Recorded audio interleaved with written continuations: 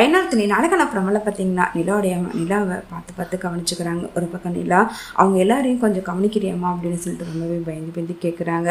ஆனால் அதுக்கு அவங்கள கண்டிப்பாடி அது எப்படி சும்மா விடுவேன், அவங்களையும் நான் நல்லா கவனிச்சுட்டு தான் இருக்கேன் அப்படின்னு சொல்கிறாங்க. ஆனால் அவங்களுக்கு ஒரு டீ காஃபி கூட கொடுக்காம ரொம்பவே கஷ்டப்படுத்துகிறாங்க. ஒரு பக்கம் இவ்வளோ நேரம் ஆகியும் பசிக்குதுன்னு சொல்லி சேரன் கிட்ட சொல்கிறாங்க.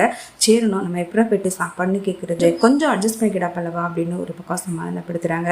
ஒரு பக்கம் சோழனும் அங்கே இல்லாதனால பல்லவன் பசியால் ரொம்பவே கஷ்டப்படுறாங்க. மனோகர் இவ்வளோ நேரம் ஆச்சு அவங்களுக்கு எதுவுமே கொடுக்கல, பசியாக இருக்க போகிறாங்கடி விடு, அந்த பாத்தியத்துக்கு நம்ம சேர்ப்பான போ, ஏதோ ஒன்று இருக்கிறத கொண்டு போய் கொடு அப்படின்னு சொல்லிட்டு வேற வழி இல்லாமல் அங்கே இருக்கிற மிச்ச மீதி கொண்டு போயிட்டு அவங்களுக்குலாம் கொடுக்குறாங்க.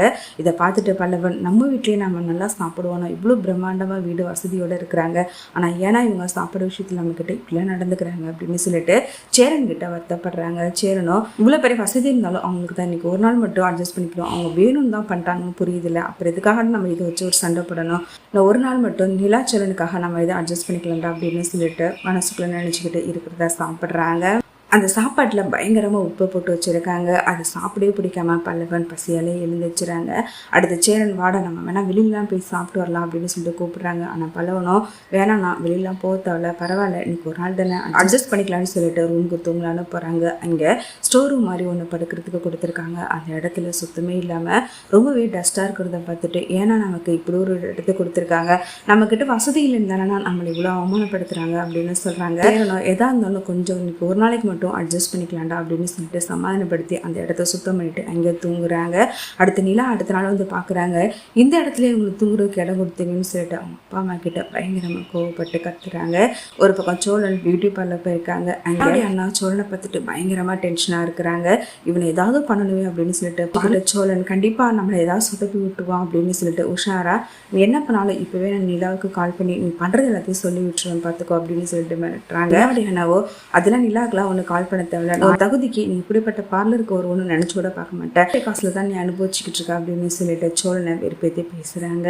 அங்கே போயிட்டு இவனுக்கு எவ்வளோ கம்மியான இது பண்ண முடியுமோ கேவலமாக பண்ண முடியுமோ பண்ணிடுங்க அப்படின்னு சொல்கிறாங்க. ஆனால் சோழனும் அவங்க கிட்ட இருக்கிறதுல எவ்வளோ காஸ்ட்லியோ அதை நீங்கள் எனக்கு பண்ணணும், அது எவ்வளோ அமௌண்ட் இருந்தாலும் நான் உங்களுக்கு வாங்கி தரேங்கிற மாதிரி சொல்லி அவங்க கிட்ட சொல்லிடுறாங்க. அவங்களும் சோழன் பேசினதை கேட்டு ரொம்பவே காஸ்ட்லியாக பண்ணிடுறாங்க. இதை பார்த்துட்டு நிலானா இவ்வளோ காஸ்ட்லியாக எதுக்காக பண்ணீங்கன்னு சொல்லிட்டு கேட்குறாங்க. இல்லை சார் அவர் தான் காஸ்ட்லியாக பண்ணுங்க, எவ்வளோ அமௌண்ட் வந்தாலும் நான் பே பண்ணுறாங்க மாதிரி சொன்னாங்க அப்படின்னு சொல்கிறாங்க. இது கேட்டு நிலா நான் பயங்கரமாக டென்ஷன் ஆகிறாங்க. ரிசப்ஷன் ஸ்டார்ட் ஆகிடுது. எல்லாருமே ஃபங்க்ஷனுக்கு வந்திருக்காங்க. சோழன் சொந்தக்காரவங்க எல்லாருமே பார்த்துட்டு இவ்வளோ பிரம்மாண்டமான மண்டபமா அப்படின்னு சொல்லிட்டு ரொம்பவே ஷாக்காக ஆகிறாங்க. நிலா இவ்வளோ வசதியான பொண்ணா போய் அந்த வீட்டில் போயிட்டு வாழ்ந்துக்கிட்டு இருக்கு அப்படின்னு சொல்லிட்டு சோழனுடைய அத்தை எல்லாருமே சொல்லி ஆச்சரியப்படுறாங்க. அடுத்து வானதியுடைய அம்மா அப்பாவும் இது மாதிரி மண்டபத்துக்கு இது வரைக்கும் நம்ம வந்தது கூட கிடையாதுமா, இவ்வளோ பிரம்மாண்டமாக வானதி கிட்ட சொல்லி ஆச்சரியப்படுறாங்க. ஒரு பக்கம் வானதியும் அதை பார்த்துட்டு பொறாமப்படுறாங்க. இல்லை இவ்வளோ பெரிய வசதி நாட்டு போனால் நமக்கு தெரியவே இல்லைன்னு சொல்லிட்டு ஒரு பக்கம் பொறாமப்படுறாங்க.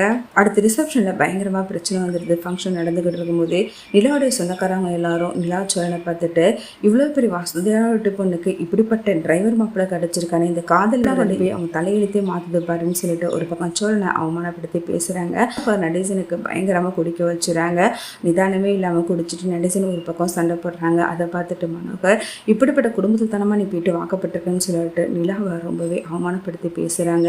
அடுத்து நடந்தது எல்லாம் இது எல்லாத்துக்கும் காரணம் மனோகர் தான் தெரிஞ்சதுமே நிலா அங்கேருந்து சண்டை போட்டுட்டு உண்மையிலேயே என் மேலே பாசத்தை காமிச்சு தான் இந்த ரிசப்ஷன் எல்லாம் நடத்துறீங்கன்னு நினச்சேன், ஆனால் அவங்க மனசில் கொஞ்சம் கூட பாசமே இல்லை, எல்லாமே ஈகோனால தான் பண்ணிக்கிட்டு இருக்கீங்க, பிடிக்கலன்னா எதுக்காக அப்போ நீங்கள் இவ்வளோ தூரம் செலவு பண்ணி இந்த ரிசப்ஷன் நடத்தணும், இது வாழ்க்கையே தலையிடாதீங்கன்னு சொல்லிட்டு சோழன் குடும்பத்தை கூட்டிட்டு நிலா அங்கேருந்து வந்துடுறாங்க. அதை பார்த்துட்டு நிலோடைய அப்பா பயங்கரமாக ஷாக் ஆகி இது மாதிரிலாம் தப்புலாம் நடக்காதுப்பா, தயவுசெய்து புரிஞ்சுக்கொண்டு ரிசப்ஷன் விட்டு பாதிலே போகாதுன்னு கெஞ்சுறாங்க.